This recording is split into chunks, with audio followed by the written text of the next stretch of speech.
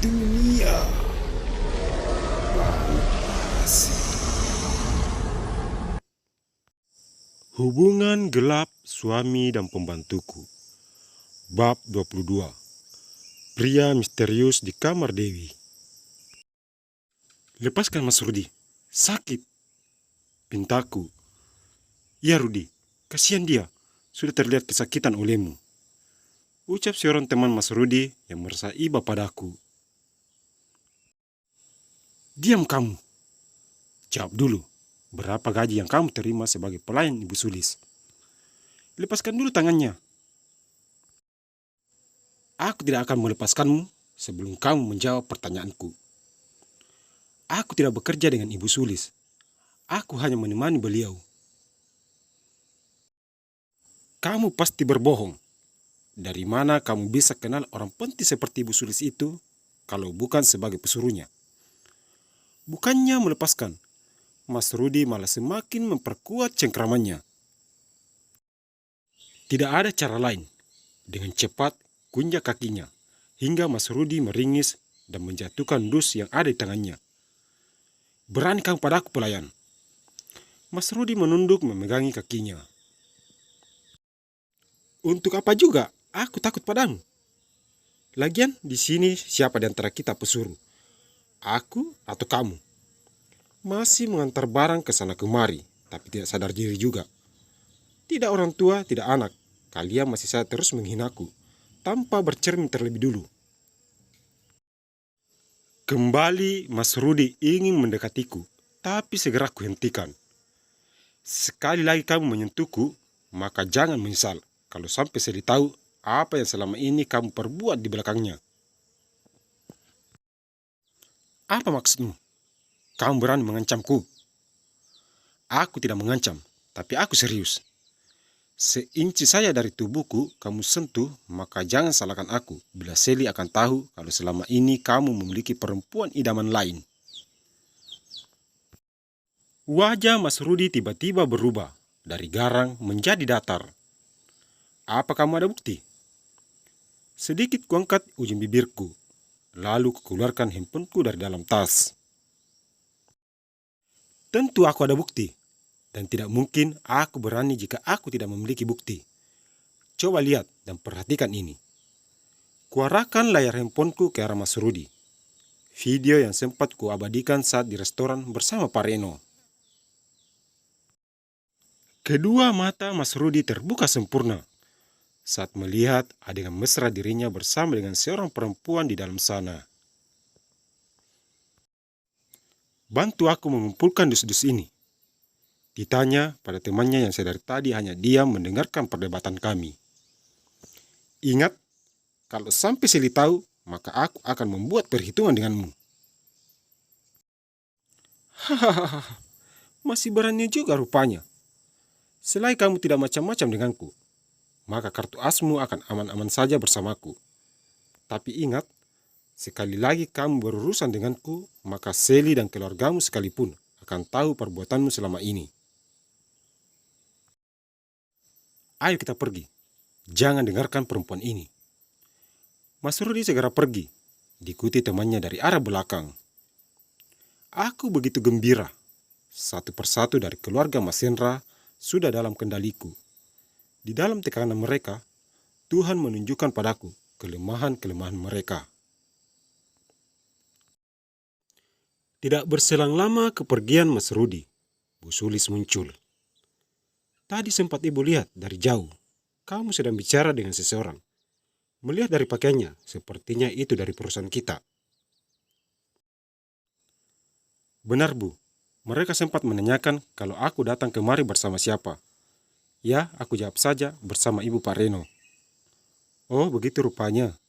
Ayo kita lanjutin perjalanan kita sebelum kita pulang. Kami masuk ke dalam toko. Bu Sulis mencoba beberapa helai kebaya dan membelinya. Sebelum kita pulang, Ibu mau mengajakmu ke sebuah tempat. Ibu yakin kamu pasti senang. Ucap Bu Sulis saat kami sudah berada di dalam mobil. Tempat macam apa itu, Bu? Sudahlah, kamu ikut saja. Nanti kamu juga tahu. Pak Soleh, Ayo kita berangkat ke tempat biasa.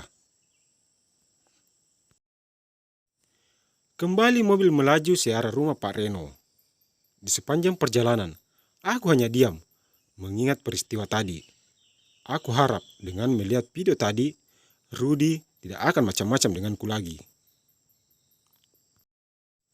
Rini, kapan-kapan ibu mau ke rumahmu. Ibu ingin silaturahmi dengan orang tuamu, siapa tahu aku dan ibumu cocok. Kami bisa sering-sering jalan bareng saat kamu sibuk. Aku hampir saja melompat, saking kagetnya.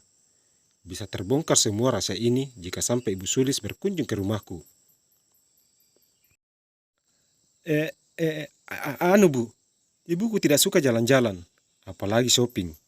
Semua kebutuhan pribadinya, beliau pesan lewat media online. Mana seru belanja di media itu. Terkadang apa yang datang tidak sesuai dengan apa yang kita pesan. Tidak semua toko seperti itu. Ada toko yang benar-benar mempertahankan kualitas jualan mereka demi mempertahankan pelanggan. Ada juga yang hanya ingin meraih keuntungan tanpa mempedulikan nasib toko ke depannya, seperti kata ibu tadi. Sepertinya kamu banyak tahu tentang jualan online. Kenapa tidak sekalian membuka usaha seperti itu sebagai kerja sampingan? Ibu yakin lapak kamu bakalan ramai karena kejujuranmu. Ibu bisa saja. Sekarang fokus kerja sama Pak Reno. Soal ide ibu tadi, nanti Rini pikir-pikir dulu. Tidak lama kemudian, mobil yang dikemudikan Po Soleh berbelok ke sebuah warung yang menjual makanan khas Sulawesi. Kondisi warung terlihat sangat ramai. Beberapa pengunjung sedang duduk menikmati hidangan mereka di atas meja. Kali ini Bu Sulis mengajak Pak Soleh masuk. Tanpa harus memesan, kami langsung duduk dan tidak perlu antri seperti yang dilakukan para pengunjung lain.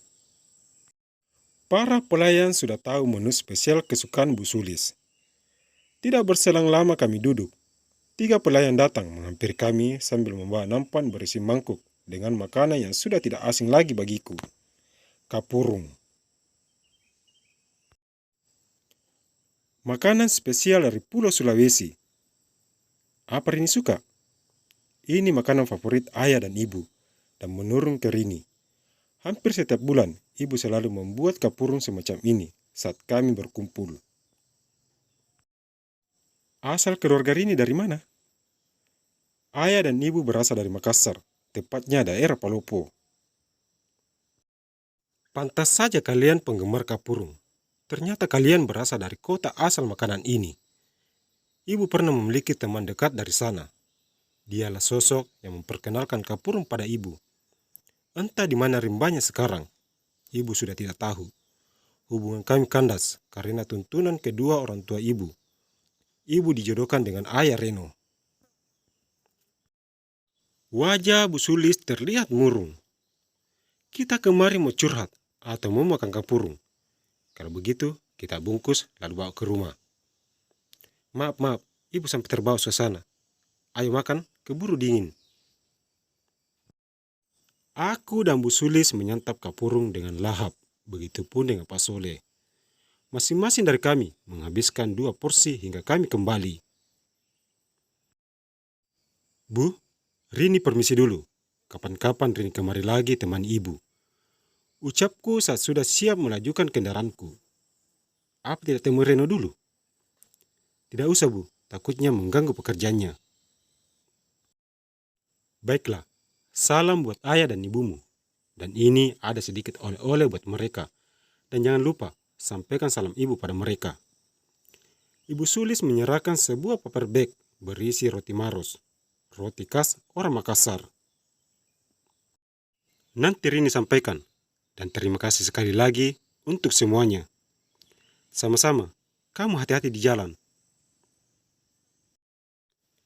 Kulajukan sepeda motorku ke arah rumah ayah dan ibu. Setelah menyerahkan amanah dari Ibu Sulis dan ngobrol sebentar dengan mereka, aku pun segera pulang.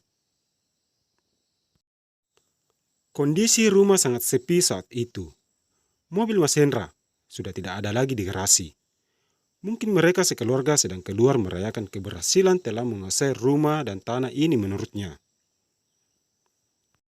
Segera aku parkirkan kendaraanku dan masuk ke dalam rumah. Langkahku seketika terhenti saat mendengar percakapan dua orang, Dewi dan seorang pria di kamar belakang. Aku sangat yakin itu bukan suara Mas Hendra, tapi suara pria lain. Dengan langkah jinjit, aku mendekat ke arah kamar belakang. Kembali, aku harus tertegun dengan mata dan mulut terbuka saat mendengar percakapan mereka. Terus beri komentar, agar sang penulis lebih bersemangat lagi melanjutkan kisah ini. Terima kasih.